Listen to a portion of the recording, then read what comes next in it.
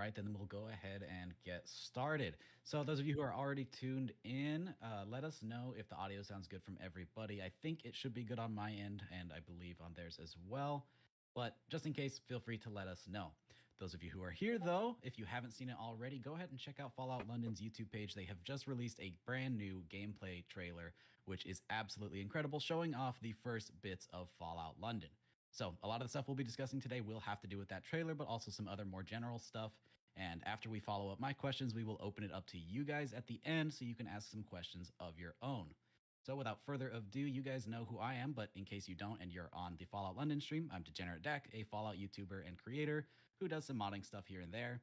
And I'm also joined by Prilla and Sunny, two lead devs on the Fallout London team. Go ahead and introduce yourself, guys. Hi there. I'm Prilladog. I'm the project lead. And I'm Sunny, of course, the lead 3D. So, yeah, we've already been introduced. There you go. People are asking us if we could turn it up, apparently. Turn it up. Is that, and that's on your side, I'm assuming. Yep, there you go. That's up. Perfect. Is that better, everyone? All right, looks like audio's good on my end too. So as soon as you guys give me the go ahead, we'll go ahead and get started. They're saying that Dak was quite quiet. That's what. Oh no, Sunny, turn me up in Discord. I'm going to turn you up. All right, then. There you go. You should come through nice and clear now. Perfect. I hope so. All right. So to begin with, we have a lot to go over. First of all, the gameplay trailer that you released is absolutely incredible. First of all, it's just so much good stuff in there.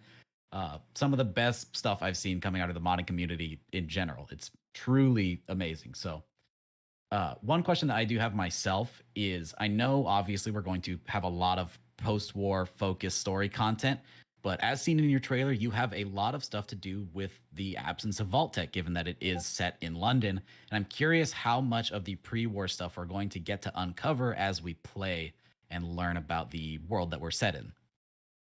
So obviously we're quite lucky with the fact that Bethesda sort of left the door wide open in terms of the content that's out there. So we're sort of able to adhere to what scraps of information that they've actually put in place, but then we're allowed to elaborate on that to make it help fit with the mod. So that is very much something we're going to be driving through, and people will be able to read in terminals.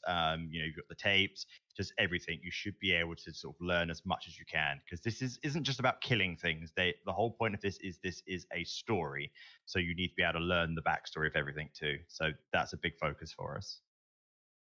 Right. Very good. That's what I was hoping for. I'm assuming lots of terminal entry stuff for the people playing to actually go and encounter themselves, and they may have to work for it a little bit. Yes. All right. Very cool. Yeah, I mean, I think you might have seen it in the intro. We purposely didn't show it all off, but you'll notice that on the terminals they're all full of information. We made sure that we clicked on the corrupted one just to show that there is stuff there. But underneath, like, there was a title for the 𝗙𝗔𝗟𝗍𝗄, so you can actually learn about them, and it actually sort of has it all in there. So yeah, they are all full, and it's already in. So yeah.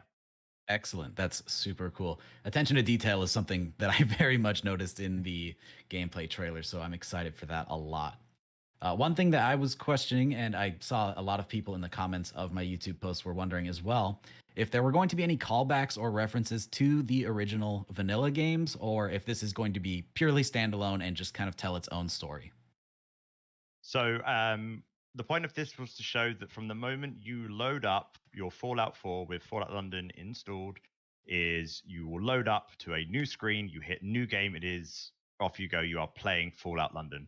There is no Boston, there's no Commonwealth. So when you're running the mod, you are playing what we like to call internally Fallout 4.5. So you are basically playing a complete new game. Right. So it's going to be its own thing completely, so it can stand on its own feet. It's awesome. Yes. And it's doing very well so far already. I do have a bit of a strange question. This one is just one that has popped up over and over and over on Discord and YouTube. And people want to know why specifically you chose London out of any other location. I mean, Sunny, technically speaking, you have been on the team longer than me. What was the reason why London was chosen originally?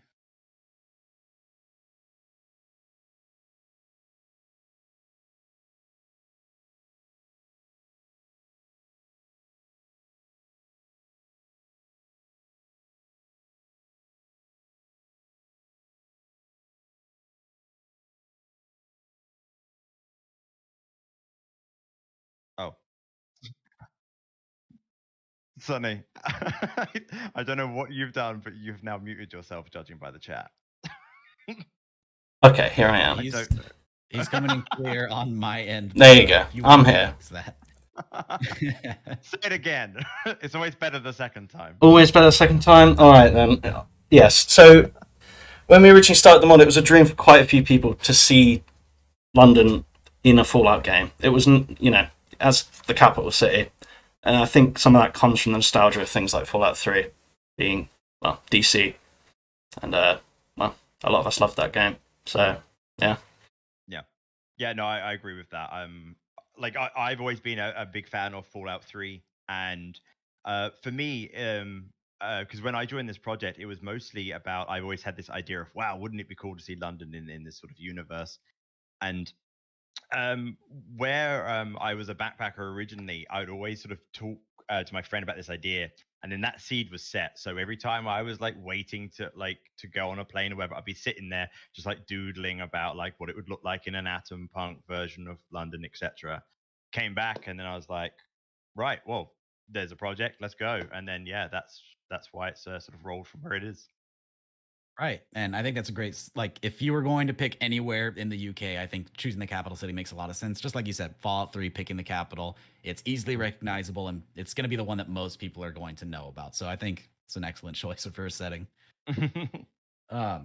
Moving on along, we have a question by, I don't actually have the users written down, but this one is from YouTube. So is the entire map going to be urban? As we did see, there's a lot of underground and then a lot of dense city, or are we going to get to see some of the rural sides as well? Okay, so we originally jumped in and we were just doing the city, and then we realized that as great as it is, your performance would be terrible and it would just get very repetitive very quickly. So we made sure to make the world space large enough so that we have different biomes. So that way you have the areas off around like Bromley, Wandsworth, Richmond Park, which is all very greenery, where we can actually really explore the overgrown nature. And then you've got all the cityscape, obviously, towards the center of London. But then we've also made sure to have areas such as Croydon, which is just like this cracked hellscape. So if you're playing the game, you'll very much be able to get all these different elements going around where it's not going to feel samey at all. All right, that's awesome. Diversity is definitely something people will be looking for. 100%. And that kind of leads into another question about performance, because you did mention it. How do you think that this is going to perform across different types of PCs, especially people on lower end rigs with such a dense cityscape? Is it something that you think would be a problem, or do you think it's pretty well balanced out? I can speak on this one if you like. Please go. Yeah, so during the actual shooting of that gameplay, we did something called previs and pre-combines that basically helps people on lower end systems run the game much smoother. And I can confirm myself it was running way better when you do that process. So it should be all good for lower end systems, because we will focus on capping that for them, getting that in there so it works for them properly. That's so incredible. When I watched Sunny do it, because he was the one who set that up, he was rocking I think 60 FPS solidly, and that was through while he was on the moving train, moving fast through a very dense area, looking across. There's like a straight line where you can see straight across to the other side. So yeah, there was a lot going on there, and he had solid 60 FPS. Now I run Windows 7, so please don't hack me, anyone. But yeah, I purposely have not upgraded. I want to be on the lower end of the system so that I can be basically the test rig. And if I can run it fine, then yeah, that's acceptable. If you play the mod and you can't run, then you need to upgrade, because if I can run it fine on Windows 7 with bad hardware, and it runs fine for me and it doesn't for you, then yeah, maybe get your wallet out. Perfect. So hopefully we will be seeing some really good optimization. It sounds like you guys are already well on track for that. Speaking of the map, which part of the Fallout London map as a whole is your favorite to have been developed so far? And I can pose that to both of you, since it'll probably be a different answer from each. So let me answer it from in terms of an interior and the exterior world. So one of my favorites is I'm going to say 𝗙𝗏𝗄𝗃. I won't go into details why, because that's spoilery. But just the work that Sunny's done in order to make it feel very swampy, and the way it looks is really great. I mean, I love nature, so seeing like how the swamp looks and with what we've put in it really makes it my favorite. And in terms from an interior, it's actually up on my art station. We've done this sort of underground bunker, very similar to the one that you might have seen in the video. But again, that one's really overgrown. So definitely overgrown stuff is my favorites. And that's one that I did myself. It's probably one of the few places where I've sort of patted myself on the back afterwards, because I never like to really sort of promote my work. I always like to promote the team. But yeah, that's the one I'm proud of. And yeah, it's one of my favorites. I don't know about you, Sunny. For me, areas around the Strand and Lewisham, overhead bridges, things like that. I love the built city. It really brings back a lot of nostalgia for me. I played games like Fallout 3 back to back when I was a kid. Them areas, I absolutely love them. I go there and I just feel that feeling of being in a giant post-apocalyptic city again. I loved it. That's my words on that. Yeah, I mean, the Strand was done by a guy on our team, 𝗙𝗏𝗃𝗃. Yeah, I think he did a very, very good recreation of it, because I always stay at the Strand when I go to London. And yeah, it's really funny to see like the hotel I stay at is actually in game as well. So yeah, I think 𝗙𝗏𝗃𝗃 did a good job there. And Lewisham I did. So yeah, thank you. All right. Sticking with the map for one more, this actually kind of goes back to the first gameplay trailer rather, that you guys released, and it showed Big Ben cycling over through as time passed. And I was curious if Big Ben is actually going to display an accurate time while you're playing the game. Yeah. So that animation was set up by 𝗙𝗏𝗃𝗃. Now, obviously, if you know anything about the mechanics of the game, I think it's like for every minute, it's like 20 in-game minutes. It's something like that. Now, obviously, to have a clock, that would be spinning around like a windmill. It'd be going way too quick. So, bearing in mind that Big Ben goes off every hour, we've made it so that it goes off like in quarters. So it'll go off at, say, like 6 o'clock, 12, etc., like that. That does work. It ticks round, and then you'll hear the chimes at those times, but not enough so that you're just like, oh my god, this clock won't shut up. We've done it so that you can acknowledge what the time is without checking. And yeah, I think if you've ever been to London, hearing Big Ben, it's fantastic. And we've made sure that you can actually hear it at different audible levels from different parts of the map. So if you're right underneath it, you know it's gonna be loud. If you're over in Bromley, it's very, very subtle. Right. Sounds good. It's really cool to see something mechanically working like that actually just really helps to keep you immersed in the game. So that's super neat. Moving on, we do have one question. What is the situation with the Thames folk, a group of people inside of Fallout London? The Thames folk are basically people who have been irradiated by the Thames River, thus the name. And same with animals, particularly dogs, who have also been irradiated by the Thames, which are basically their pets. They're the Thames hounds. The models were done by Oscar Afonso. They were really, really, really lovely models, actually based on artwork from a tattooist. So yeah, there's a story to that. But Sunny's the one that's been working on that area. That's the 𝗙𝗏𝗄𝗃𝗃 area that I mentioned. And I think if anyone who's followed our channel, they'll be able to see some of their area where they live when we did a level design challenge, because Sunny actually won with his Thames folk interior. I don't know if you want to speak some more about the little guys. Bear in mind you're building it. It's in the reveal trailer. The underground station scene there is a bit of a sneak peek to their little of course. It's hometown. Yeah. Yeah, Thames Haven. So yeah, that's our own little creation, Thames Haven, which is based in the old Canada Water Station. So very cool. Nice to see some different types of wildlife too, as well, in Fallout London, to really make it feel standalone and in its own game, which is just incredible. Moving on to the gameplay trailer that you actually released today, we see that Vault-Tec, again, is not super prevalent here. So rather than a Pip-Boy, we have a new device used by the character to manage their inventory and interact with items. Do you want to speak any more about that device and give some details about it? Let me know if I cut out because my internet's going a bit wobbly. Sure.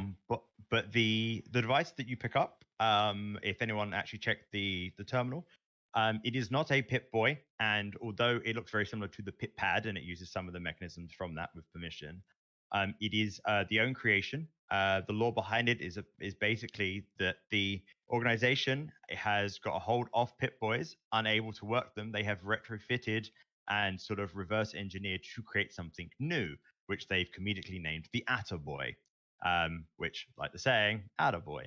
So yeah, that is what you'll be wearing and walking around with. And obviously it works. And as many people saw, in order to open up a gate with it, you do need to blow into the bottom of it like the old sort of mega drives. So. Right. And I gotta say, it looks absolutely incredible too. And again, helping to differentiate Fallout London as its own project. This is not intended to be something that crosses with the normal Fallout we're used to, as the outside of the US side of Fallout is something we've never seen. So this is super cool. Keeping in mind that the Pip-Boy does have a lot of important and integral mechanics in past Fallout games, like the ability to use it as a flashlight, we don't really have that with a sort of Pip-Pad device like the Atta-boy. So instead, we see the player actually pick up a torch or a flashlight for those of you in the US, which is pretty neat. Are there any other details about the torch and its usefulness, or is it just a nice way to re-implement flashlights?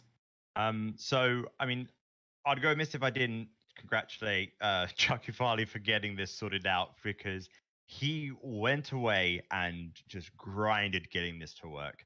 The system itself, basically, we realized that one of the issues with the Pip-Pad mod that was out, although absolutely fantastic, you would always sort of like a magic trick. It would be da-da, there it is, and then it vanished again. We wanted to incorporate it slightly more with a utility belt system. And we did that. So the way it works is you'll pick it up, you wear it on your belt, and all the time you just have the Atta-boy equipped, you can activate it and the light works. You get that green or whatever the color that you've set it as will light up your room that color. And if you then go and equip the torch, that will then be your main light. And that actually gives you the circle effect like an actual real life torch. The reason for this is because lots of the level design we've done is very heavy on storytelling with lights and the like. And we realized just running around with the generic sort of Pip-Boy system of just bright green just ruined it. Like you would suddenly walk into an area and then bloomp, green. So we decided to give the actual torch so you can actually have more of a sort of horror vibe going on. And especially in some of the areas that Sunny has actually done himself. I mean, he may be the head of 3D, but he's a damn good level designer. And like some of the horror aspects that he's put in some of it, if you go through that with the standard light, it's just ruined. You go with the torch, yeah, it's brown trouser time. So absolutely, right, sorry, go ahead, Sunny. Oh, so it just absolutely adds to the atmosphere of it compared to that, just standard bright green light emitting everywhere. Right. And I think that's something that a lot of users are looking for too, because even in vanilla Fallout 4, I see lots and lots of people mod out the vanilla Pip-Boy light in place of something more akin to a flashlight. So having a nice, lore-friendly, and immersive way to implement a flashlight on the character that actually makes sense is super cool. And I think a lot of players are going to appreciate that a lot. Yeah, I mean, it was one of the things that we wanted as well, because like we also play the game, and yeah, we were just ruining our own experience. So we just needed to have a system that we enjoyed, and by extension, we hope all of our followers enjoy as well. Yeah, and I think they definitely will. Speaking on the different gameplay mechanics of Fallout, is there any plan to implement Fallout 4's settlement system and the ability to create different player home settlements, etc., in Fallout London? And if so, are there any settlement items unique to Fallout London? Yes. So we already have them in and working. Sure, Wolfie's just sitting away sweating in chat. That was his task. He has them all in. We've made sure to put them in various different locations. So we've tried not to put them in places which, for example, the one that's in the vanilla game that's downtown, which for some reason you enjoy building in, Sunny, for reasons unknown. But it's we've made sure that if you want to be crazy, it's in areas that there's not a lot to load around, so you can go a bit crazy without your game melting. and we've made sure that they're in different areas, so none of them are samey. So one might be in an overgrown area, one that's a bit more swampy, one that's built up. So we give players more chance to sort of explore and have very unique settlements. But yes, that is all in and it's all working at the moment. That's awesome. Speaking to the locations and such, do you have any plans at the moment, once the project is actually complete and released, to add on expansions for new areas to add on to Fallout London? Let's get the first one done first, shall we? I have joked about this. I definitely figured as much, but I'm sure many people, once they see Fallout London, are going to be curious about other aspects of the world, because as of now, we've only seen the US side of things. So after seeing Fallout London, I think there's going to be a lot of interest in the rest of the world post-apocalypse. I mean, I hope so. I mean, I love Fallout 4. I love the Fallout franchise. So, I mean, if anyone's doing anything out there, yeah, please go for it. I'll tell you now though, but yeah, like the amount of assets that we've had to make to actually have a British vibe is a lot. And we're lucky that the base game was based in Boston, which obviously was originally British. So you have a lot of the buildings are very much compatible with what we need. I couldn't imagine how much work would have to go in if you were trying to build something probably from anywhere else in Europe, because the architecture is just so different. The amount of assets must be astronomical. But hey, if you're going to go for it, go for it. I mean, right. Yeah. I mean, I'll play it. So yeah. Before we move on to the next question, I just want to address a couple of things in the YouTube side of stuff regarding chat. I see a lot of people asking questions right now. We do have a list of questions to get through first, and then we will open it up to the community. So if you guys wait patiently, there will be a section to open it up for you guys to ask live, and we can ask your questions here and answer them as well. Additionally, thank you so much to Dominic the Donkey for your incredible donation. Very nice of you. By all means, you guys do not have to do that, but I very much appreciate it. Thank you, guys. Moving on, though, we didn't get one of those. Well, by all means, stingy people. No, I'm joking. I'm joking. This question is actually from me. I asked you earlier about your favorite area that you guys have made, but being a little bit more general, is there a particular asset that you guys have made, either in the 3D department or wherever, that you guys are just really proud of, or just something you like a lot? Sunny, you answer that on your side, because my one I need to compose myself for. Oh no. It's really hard to say, to be honest. There's, like Prof said, there's been a lot made, so pinpointing a favourite, next to impossible, but probably the most important ones, Pip-Boy. I'm really bigging up Edge here when I say it's Pip-Boy, and, well, Atta-boy. Sorry, there you go. Tower Bridge, absolutely beautiful. The finalised one of that is amazing. That's probably the most from me, because they absolutely just finalised the things that we needed, and he came through right at the last minute with them as well, which was beautiful for this, well, the reveal trailer itself, which was amazing. The gameplay even. Yeah, I mean, anyone who's eagle-eyed might actually see, like, they'd be like, oh, no, the bridges are slightly different between ARC 2. It's because we want to develop a, like the highest possible thing that we can. And although the original Tower Bridge we thought looked really good in the original trailer, it wasn't up to our standards. So we sent it back, and Edge came up with something that is far more better and he's far more happy with. So yeah, the one that you saw in the one day, it looks great. And I had fun doing level design with it as well. It worked like a treat. I will say, I think that's the thing. When the level designers start using an asset a lot, they love it.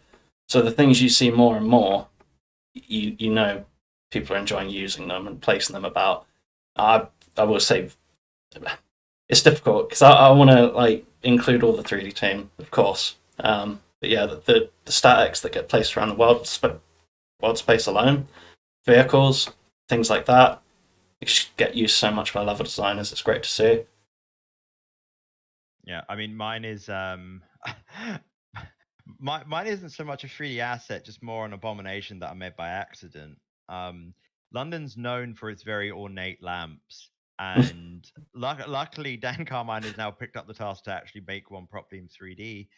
But I tried making one basically with just wishes and dreams by making the baby Sean model into cast iron and trying to sellotape it to a lamp, and it was the most awful thing. And I felt bad for making it, and I was very quickly told by the rest of the level designers that that wasn't acceptable.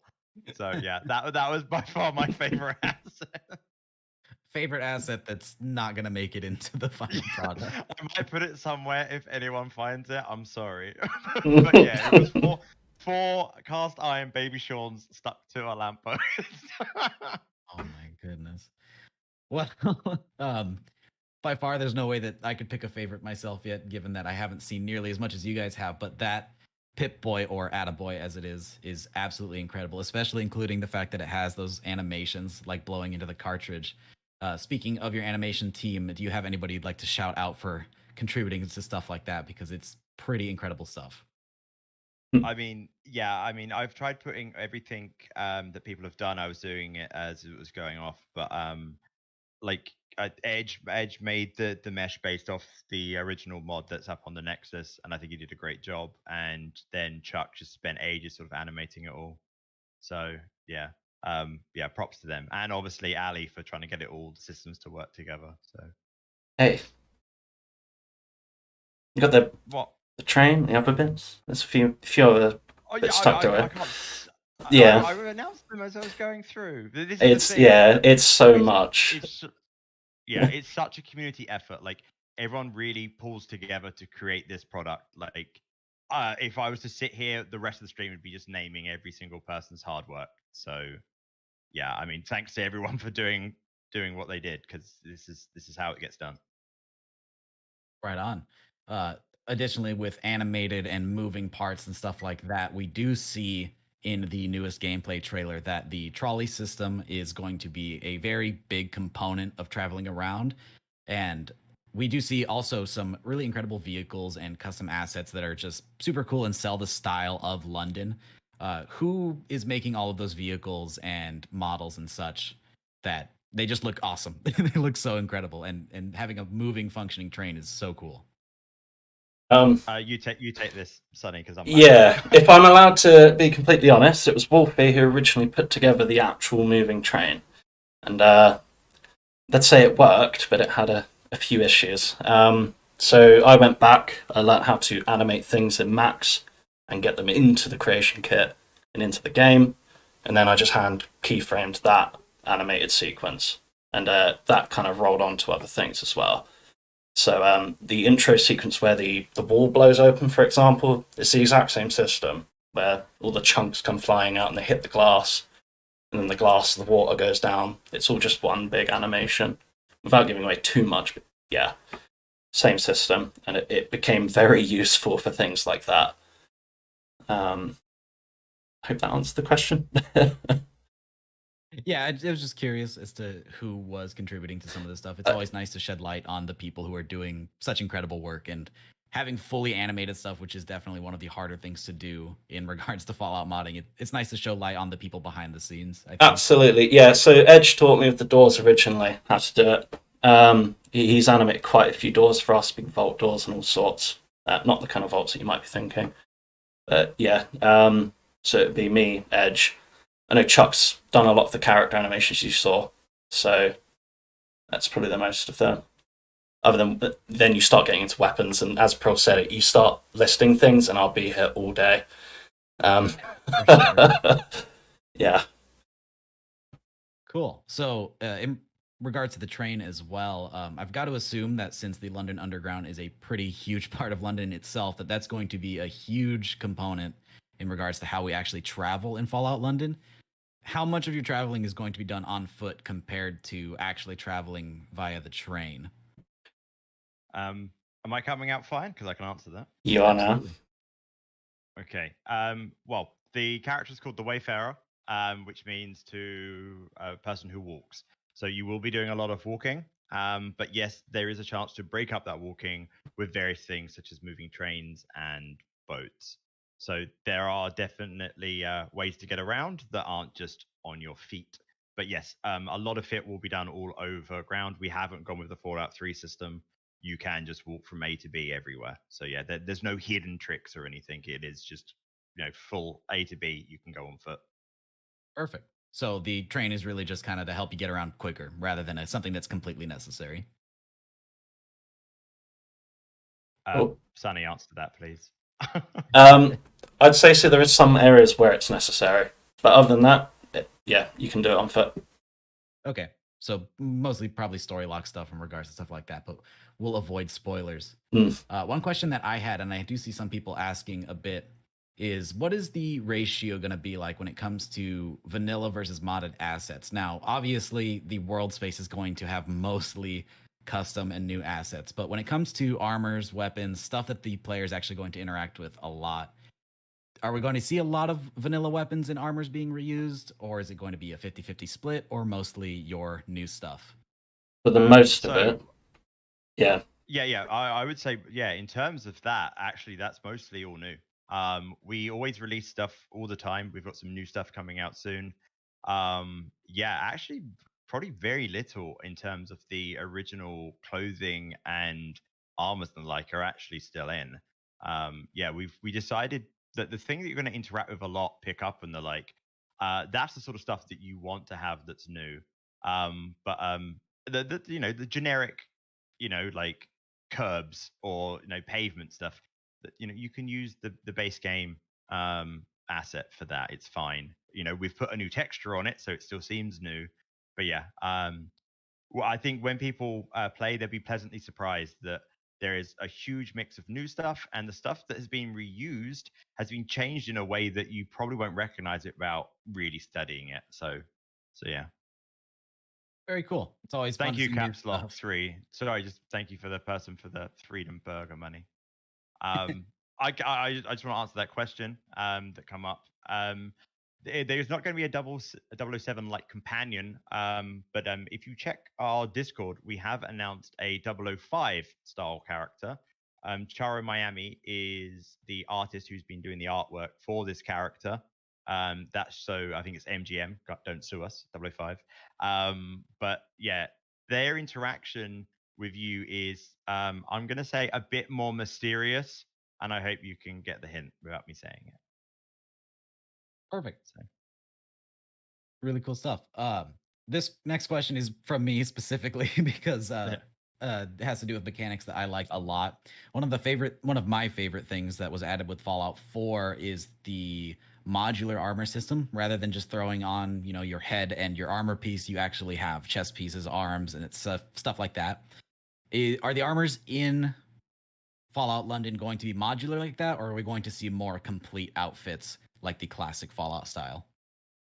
I'd say it's a mix. What would you say, Sunny? I think we've got a mix of them, really. Yeah. I mean that's up to Sandman.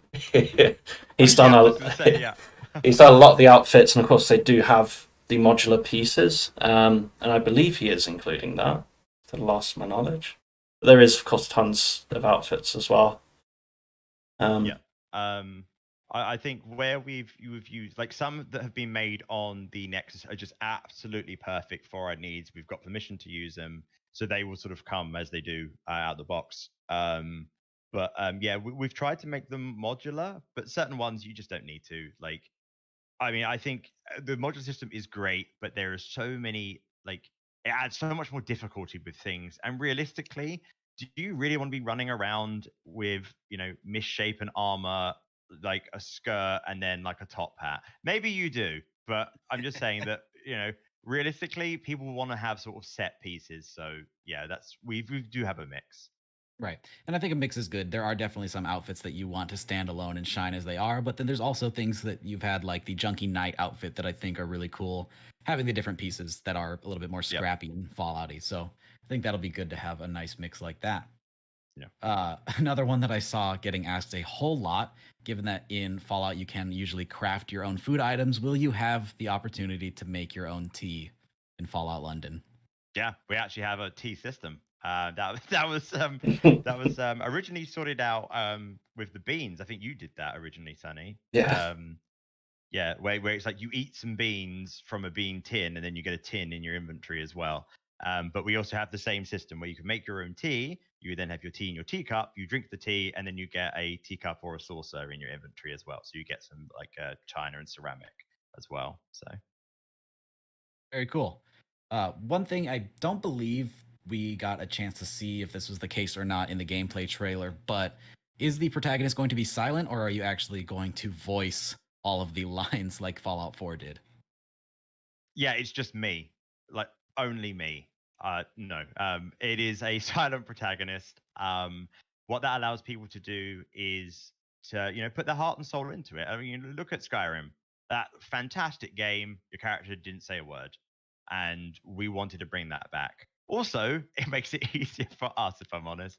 But yeah, at the end of the day, it's all about storytelling, and we don't want to hamper someone with like a British accent, because maybe some people want to just shut their eyes and then say, okay, it's now Nate, he went to England, and then play as Nate. If you want to do that, you can have that headcanon. We don't want to take that away from you. So yeah, we really are very strong in the RPG element, and we try and endorse that sort of stuff all the time. That's awesome. Additionally, talking about speech and the RPG element, are we going to be locked to the Fallout 4 dialogue system, or is there going to be an expanded interface more like classic Fallout titles? We actually have XDI. It's all merged in. It all works. So there's no additional thing that you need in order to play the game. So you'll have lots of the different things. That was mainly due to like internal fighting. I was very adamant that Fallout 4, no, we'll roll with what we've got. But Callum stuck his ground as our new head writer, and rightly so. He was like, I'm going to get this system working. He got it in working. He went and spoke limited Russian. Luckily, we had a Russian on our team to help. So we went and spoke to the Russians. They got the system working. And yet now we've got a fully fledged system that allows so much more RPG elements. So yeah, props to Callum for doing that. I don't normally like saying I'm wrong, but yeah, no, well done, Callum. It came out well. All right, cool. Nice having additional voice options.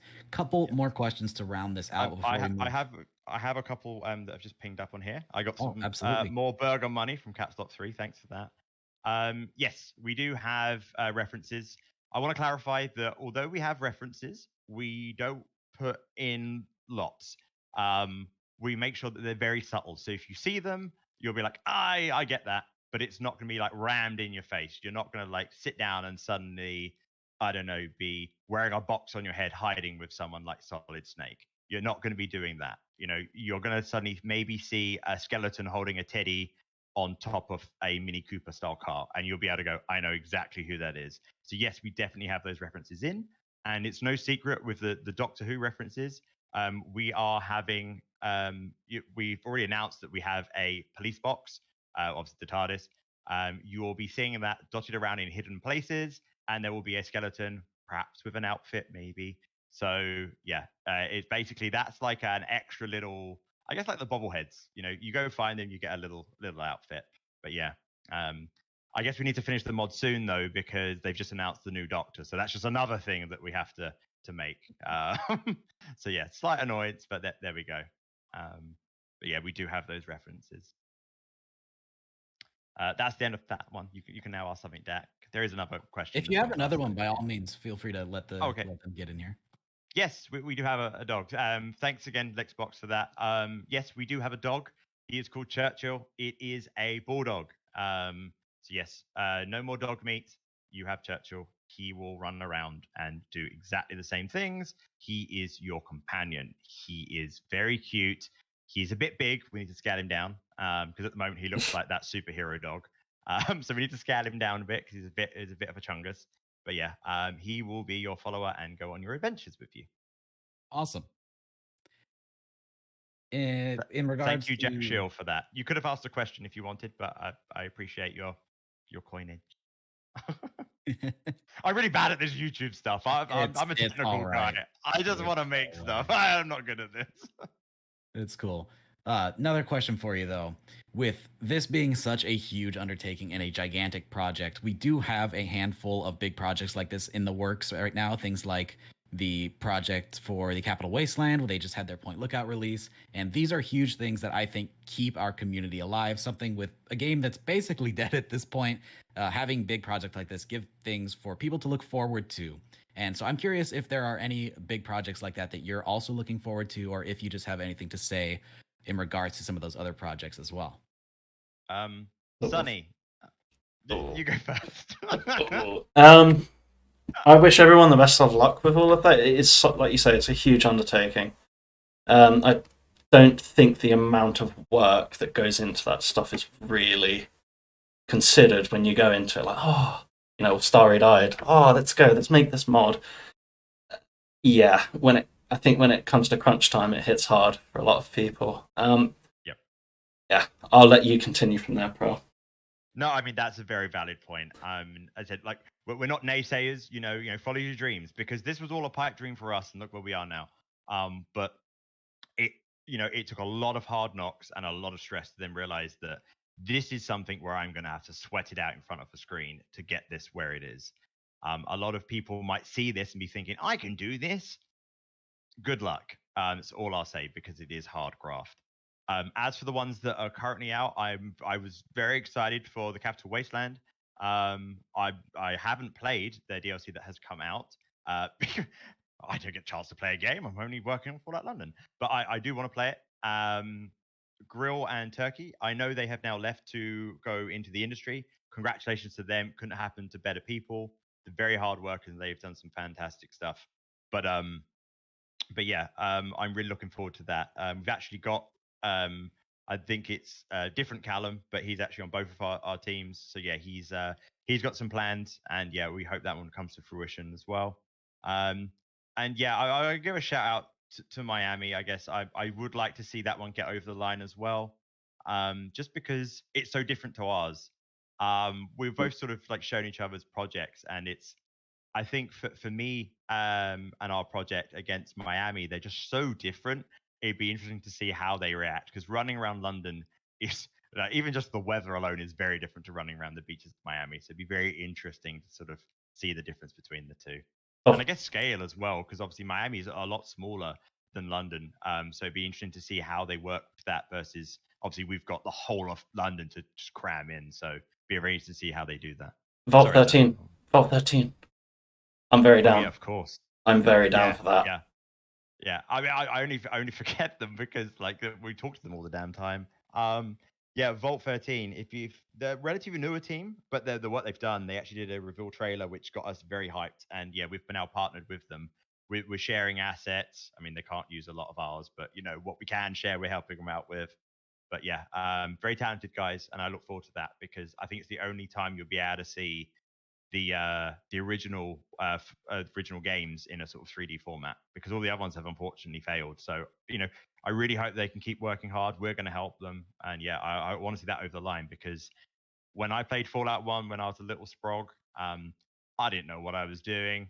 I know there was someone else on our team who didn't get even out the first cave. So we're looking forward to seeing it in 3D. So yeah. Sorry, we went on a tangent, but yeah. Oh, by all means, that's the kind of tangents we want here. At the very least, it's on topic, and it's cool to see you guys partnering up with Vault 13. I think that collaboration between these big projects is a huge thing, and I think it's going to keep them going a lot. So cool stuff. Oh, you mentioned. Sorry, yeah, I'll ask your question, but yeah, Spam Boy, thank you. Wow. Did you have another question from viewers? That yeah, we do, and Absolutely. Thank you for that. The question was, did Bethesda let you canonically fill the gaps while minding it, of course? See what you did there. For the lore pertaining to the Great War or the history in general. Amazing work. I hope to see you all working on a standalone game in the future. So I said this earlier, that what scraps were written about Fallout in like the Europe state, we stuck to those. That was our only rule. It was like, even if they say a small amount, that's what we stuck to.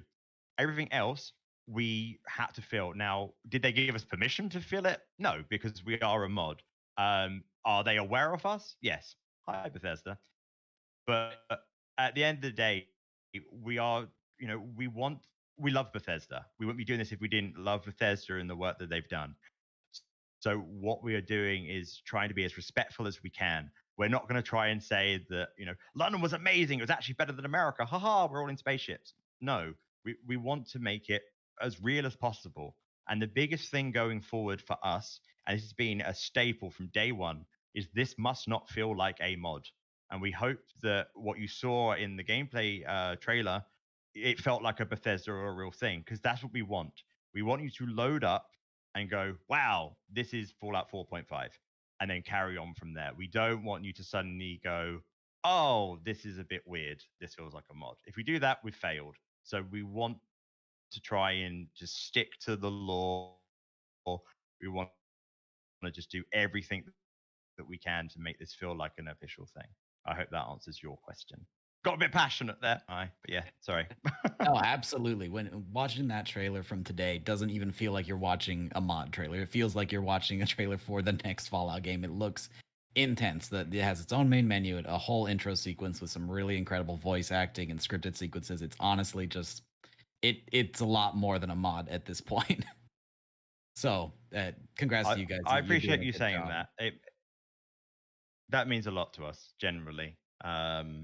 Yeah, I mean, weirdly enough, we've always been in the Fallout 4 community. We've always been the black sheep. So when we hear things like that, it does mean a lot to us.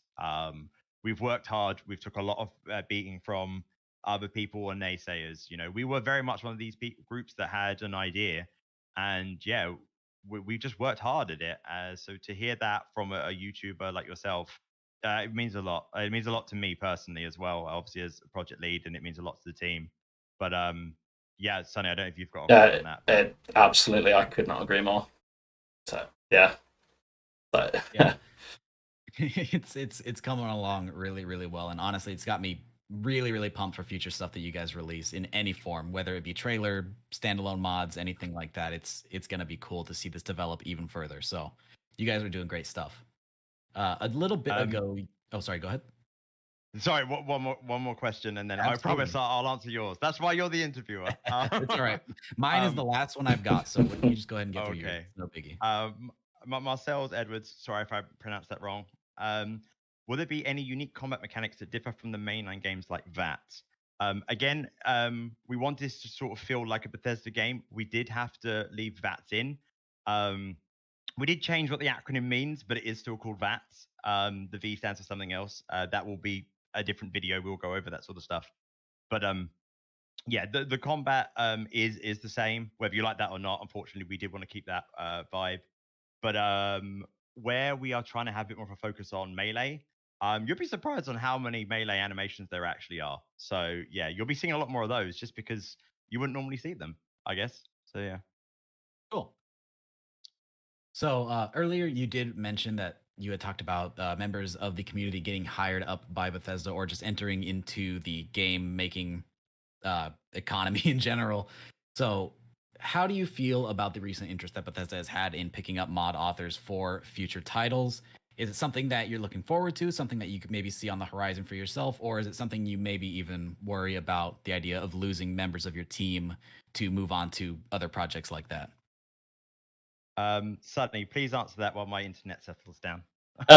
Funny enough, we had a little bit of a convo about this earlier. In some sense, it's always great to see people fulfilling their dreams and going on to that, but a very important point that was brought up by another team member today was the idea that if you filter off enough people from the project, then who's going to make the project? Even if they are fulfilling their dreams to go off and do that. I think it's really important personally for people to do that, to go into the industry they want to be in, to get the career that they might have dreamed of, you know, since being a child or since playing Bethesda's games, let's say. I mean, it's something I would have loved to have done when I was younger.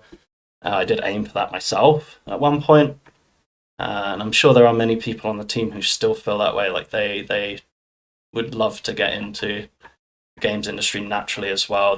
That's what you find as well in the mod. A lot of people are there to improve their skills, and oh my god, the improvements you see.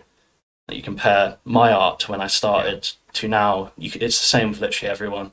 Just people banding together, sharing skills, sharing. Well, it's almost like trade secrets, if you will. This little thing can do that. Yeah. I'll let you continue from there, Pro. Yeah, I mean, obviously, after our last trailer, one of us did get into the industry, which was Siren, Stephanie, 𝗙𝗔𝗍𝗍 mashed the keypad. Yeah, she got into the industry. She was hired by Bethesda, and yeah, it is very important that if that's the route that you want to go, that these projects, they can be stepping stones to get in there. But obviously, as much as I love seeing people on my team achieve their goals, I mean, that's beautiful to see. As corny as that may sound, it is lovely to see that. Obviously, every time I lose a talented member, it is a bit like, oh no, who's going to pick up? But the great thing that we've had so far is we have had people that have picked up. As I said, I was singing Callum's praises earlier. The new head writer, he came in, and obviously Siren had already left everything in sort of in a very good state, but he just came in and just instantly picked up the mantle and was like, "We're going to carry on," and just yeah, the rest is history. That's where we are now. So yeah, just because someone leaves, as much as it's sad and it is bittersweet, I have full faith that someone else then in our team just stands up. So yeah, it's great to see, but it is very bittersweet. Of course. Yeah, it's hard to lose somebody, but it's always nice to see them going and doing something they enjoy. So that wraps it up for everything that I've got. If you have anything in your chat that you guys want to answer, or we can just open this up to the community. Actually, there is one question that has been popping up a lot in mine that I suppose we should talk about. Yep, go for it. I mean, there's a couple of people who have given over burger money again. Oh, absolutely. This YouTube thing is so strange. I just don't even understand it. It's like, okay.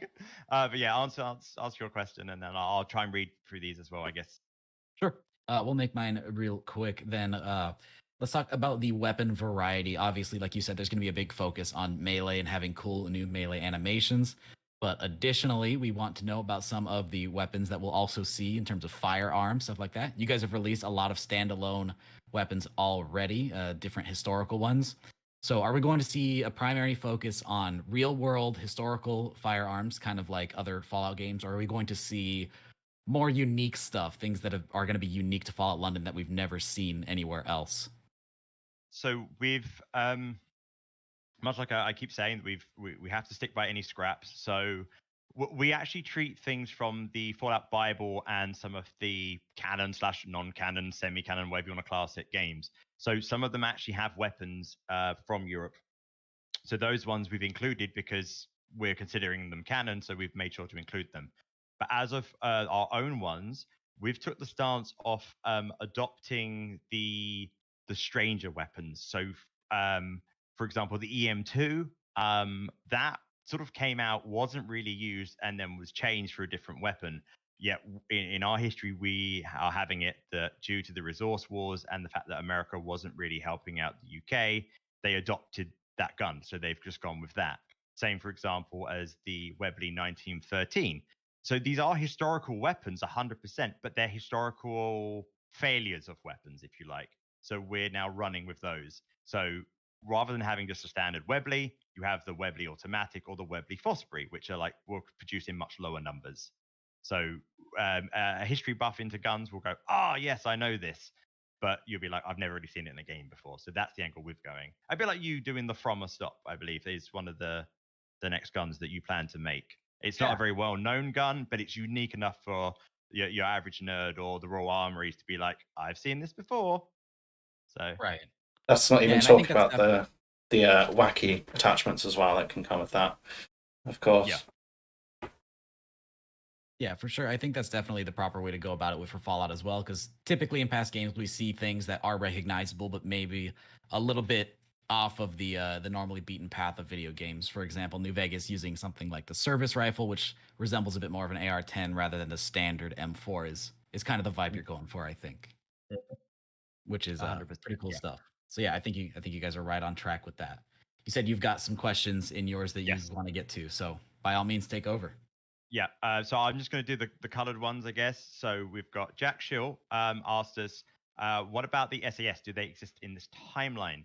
The SAS do exist. No, they're not running around post-apocalyptic London. However, if you were to look at the concept art done by Tony Stark of Merlin, you'll notice that he is an old SAS member. So obviously, him being a ghoul, he was part of the SAS pre-war. So yes, there is, technically speaking, yes, the SAS do exist in the timeline. So that's that one. There's DJYF04. That's easy to say. Will there be the possibility of a pacifist run? We are trying to make it so that you can play it however you want. A pure pacifist run, I'm not sure. Mainly because I tend to shoot everything. That question would be best for the head writer, I guess. But unfortunately, he's not here. I would assume that he has done like more stealth options to solve things. So possibly, I can't answer that myself. I'm afraid. God, there's a few of these. 1 second. Rainy Thursdays. Okay. Hello, I just watched the gameplay trailer and my jaw dropped. I can't even comprehend how remarkable the gameplay looks. I have a small question. Will Alistair Tenpenny from Fallout 3 be referenced in Fallout London? 100% yes, he will. He will be a young man. We have designed him based off the original concept art that they ended up not using for Alistair Tenpenny. It's just a drawing. If you Google Alistair Tenpenny concept art, it should come up. And he actually looks quite young. We have designed our character based around that. And without giving anything away, something that Sunny has created might be in his sights, maybe. Maybe. Yeah. Sorry for that, Sunny. Yeah, you're right. Trinoculus P said, heard a mention of new Doctor Who. Can it be expected this game will highlight a woke plot? We are going to make the story as fun as possible for our entire audience. We are keeping it much in the lines that Bethesda have done themselves. So, I mean, if you think what Bethesda have made is woke, then I guess it's woke. But we are, as I said, we are making it as consistent with Bethesda's storyline as possible. Well, obviously, we're going to make it better, but, yeah. Any questions on your side? Yeah, we do have a couple. Let me go and find some of these really quick. I did see one just a second ago. Oh, in terms of mod compatibility, I am curious as well. When this releases, obviously, you're not going to be able to play regular Fallout 4. This is going to be its own thing. When you have this installed, you're playing Fallout London, correct? This is something I might actually have to answer. Yeah, go for it. Yeah, so I've played it with a fair amount of mods on myself. Just testing, for probably nearly 2 years now, just playing the mod, testing it. And I don't think I've ever come across issues. I'm going to be honest. Like, if it's guns or whatever, it'll go in fine. But, if it's something that hugely overhauls the Commonwealth or something, you might run into issues. If it hugely overhauls something. Okay, right, yeah, all right.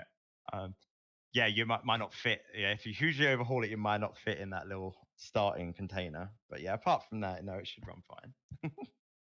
Right. So, will people be able to add their own expansions to this? So, assuming again that it is when you have Fallout London installed, you're in Fallout London. Will people be able to use your assets to make expansions to Fallout London specifically, rather than their own individual standalone mods, in order to add new locations or new weapons, factions, etc.? I would like to see the person that is mad enough to try and make all of these large world projects work together. I would love that. I would love to be able to see Nate randomly appear in London, take a flight to Miami, fly to Cascadia, whatever. That would be very interesting to see. Yeah, we basically give ourselves full permission to anyone if they want to expand on this. Yeah, I mean, we're modders, if you want to mod Fallout London, you can crack on, please do. I'd love to see what you do, really. I know just from some of the comments I got on the Facebook post that people have plans to turn this into the My Little Pony adventure. If you want to do that, I would like to see Mr. Smythe as a My Little Pony. So yeah, that's an official Prilladog Fallout London endorsement. I would like to see that. So yeah, mod away. We try and make this as mod friendly as possible. But yeah, no, fully crack on. Cool. Any other questions on your side, or? Yeah. Just a thanks to 𝗙𝗑𝗏 for the donation thing. That's great. Thank you. I'll take your next question. Where'd you put it? Will there be a Lovecraft reference, like a dungeon or a quest? Sunny, with your Cthulhu-esque man, please answer that. Well, there's multiple. Am I allowed to go all out on that, I suppose? Go all out until I speak over you. All right, then. So you can probably tell from my little talking avatar that there are a lot of Lovecraft fans on the team. There is an area in the game that is kind of very inspired by that, by the mythos, if you will. There are characters and literally the townsfolk themselves being based on the people of Innsmouth. So, yes, there's a lot of it there. That's probably the best answer I can give you without straight up feeding spoilerish stuff. Yeah. Yeah.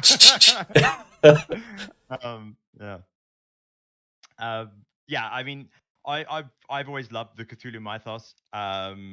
I mean, yes, the guy behind it, H.P. Lovecraft, does have a controversial history. We're very much aware of that. But his stories that he made created this world which, yeah, we are definitely tapping into. And I know that that's something that the guys, I think it even started before Bethesda. I think way back with Obsidian, maybe even Blackheart, etc. They definitely put those aspects into there with like the Dumb Witch.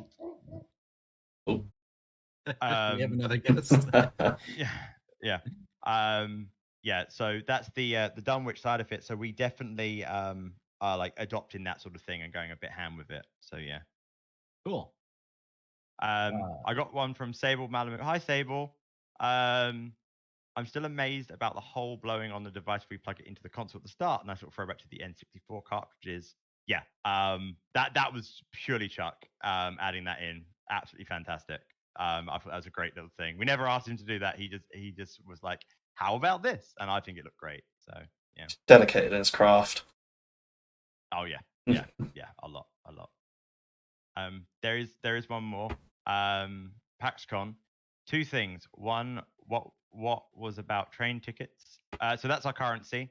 You can use that to get through the gates. You saw that in the video. So you can pick them up, use it to get through the gate, and then off you go. And two, Marmite. Warmite.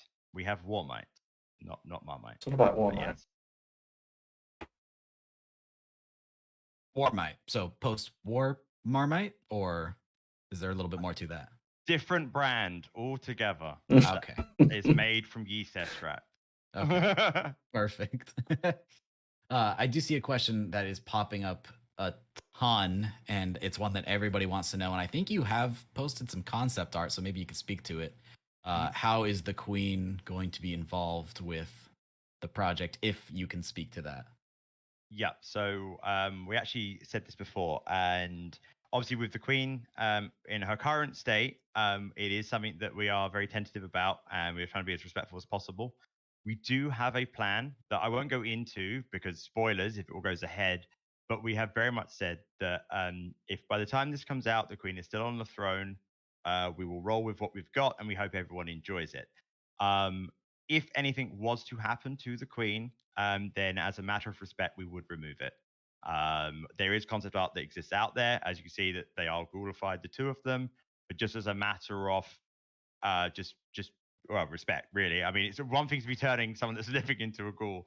Another thing that would be just like, oh, look, we're now making this person that's dead into a ghoul. No. So if anything was to happen, we are going to be removing that aspect of it. And that is a hardline policy. Right. For sure. Completely understandable. Do you have more on your side? If not, I have a couple over here. Yeah, I mean, we should round off in a bit, but I'll ask the ones that you've got, and then yes, we can probably round up, because that has been an hour, I believe. Yeah, that's flown by. So yeah, it is zooming pretty quick here. One that I see that I think is something that I thought about earlier.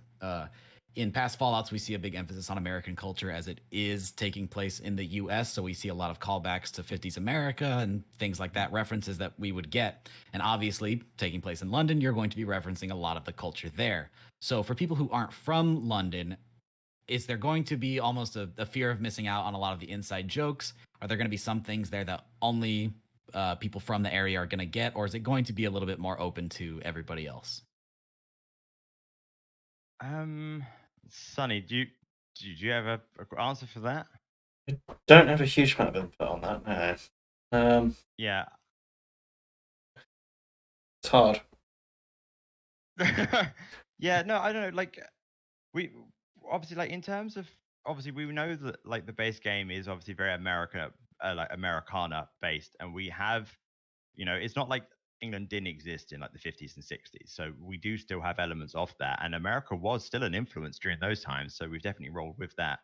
But yeah, we've sort of played with the same idea that it is the 60s or whatever it is, but now in the future. But yeah, we are sort of making it a bit more free, so we are incorporating things all the way around, but we are trying to again just stick with the main aesthetic of the game. Does that answer the question?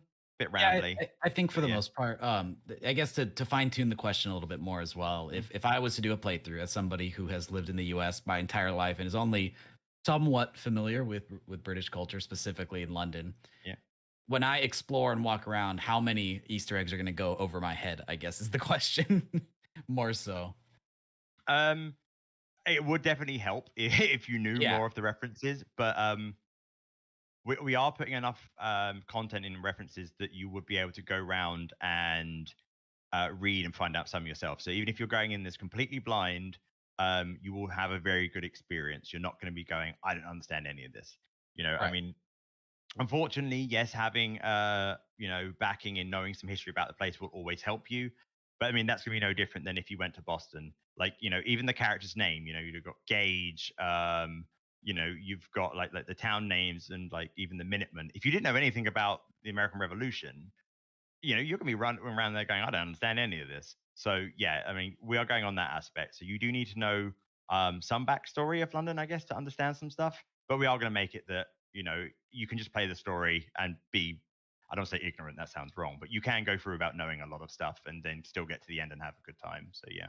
Exactly. It's not going to hinder your experience at all to not be yeah. from there. Yeah. And I think to answer the user's question on YouTube as well, like every other Fallout has been set in a place with very specific references. And I'm sure not everybody lives in Las Vegas or lives in Boston. Yeah. And you still had a good time in New Vegas and Fallout 4. So I don't see that being an issue whatsoever. But for those of you who are lucky enough to know a thing or two from there, you'll just have a little bit of an enhanced experience, I guess. Yeah. I suppose. Yeah, no, that's exactly right. That's exactly right. I mean, I can see people asking about like, oh, well, we have things like the Beatles and that in. Like those sort of references, you just need to listen to some of our music, you know, like that we have put in the references like that. And that way you can listen to it and go, this sounds similar. So yeah, there is definitely references that way that you can appreciate even if you don't know a lot about the Beatles and the like. Right. Perfect. So then I think that wraps it up for all the questions that I see over here. Yep. And you're good too. So I guess we'll go ahead and round this up. Yeah, we have been going for a good bit here. Where's the timer on this? Because it's been a minute. Just over an hour. I just want to say thank you for having us as well. Thank you for including me in the process. It's a big honor to be able to work with a big project like this. So big collaboration between the community, I think, is what's going to keep us all going for a long time. So definitely super cool stuff. Yeah, thank you very much for having us. I don't know if you YouTubers do a little sign-off thing, so I'm going to sit here quietly in front of my phone and do the sign-off. And obviously, thank you for everyone who asked questions as well. It's really appreciated. Like I know some people did some donations and stuff.